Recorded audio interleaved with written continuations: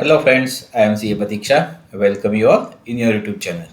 Friends, sometimes we want to do a running total, and what you will do in normal way we will like this.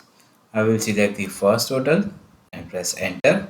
Now I will go to second row. We have to select this total plus the second row value and so on and so forth.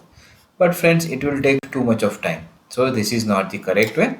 So I will just delete this and I will show you the new trick. First of all, select all the amount, and if you will observe, there is a one box over here.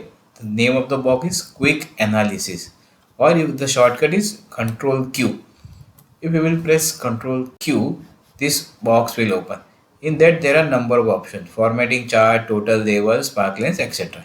In that we have to just click on this total option. Further you will see there are number of options.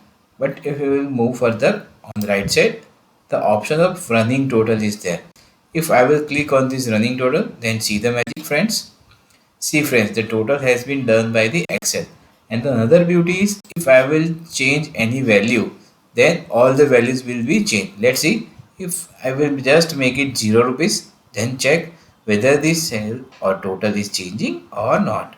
If I will press enter, you will see from everywhere after this 200 has been deducted. Hope friends you will like the trick. If you feel the video is good, share it with your friends. Thank you very much. Keep smiling. Take care.